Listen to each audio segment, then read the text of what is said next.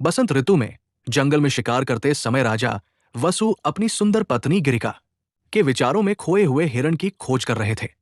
वो अपनी पत्नी के साथ मिलन की इच्छा में डूबे हुए गिरिका के लिए बेचैन थे। विरह, प्रेम और इच्छा सब एक साथ उमड़ पड़े। उनसे संयम न रह सका। राजा बच्चे पैदा करने की इच्छा को सहन नहीं कर सके और इससे उनका वीर्य स्खलित हो गया। फिर उन्होंने पेड़ पर बैठे एक बाज को देखा और कहा, हे पक्षियों के राजा, ये बच्चे पैदा करने का एक शुभ समय है। मेरी पत्नी गिरिका महल में मेरी प्रतीक्षा कर रही है। मेरे बीज वीर्य को उसके पास ले जाओ ताकि हमारे यहां बच्चा पैदा हो सके। बाज राजा का पार्सल उसकी पत्नी को देने के लिए हवा में उड़ गया। बाज को बीज ले जाते हुए दूसरे बाज ने देख लिया, जिसने ये समझा कि वह मांस का टुकड़ा ले जा रहा है। दोनों आकाश में एक दूसरे से लड़ने लगे। उनकी लड़ाई के दौरान उपरीचर वसु का बीज नीचे बह रही यमुना के पानी में गिर गया। अप्सरा अद्रिका मछली रूप में यमुना नदी में रह रही थी।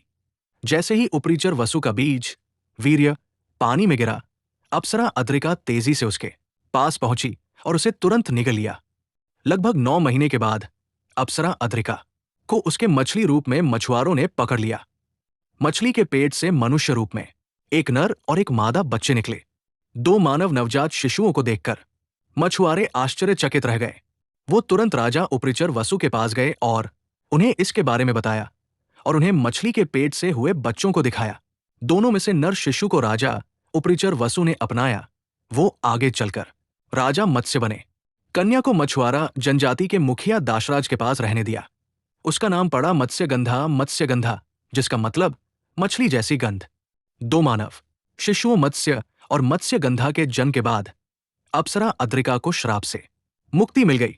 वो अपने मछली रूप से अपने असली शरीर अप्सरा रूप में आ गई, लेकिन इसके लिए उसने अपने जीवन की सबसे बड़ी कीमत चुकाई।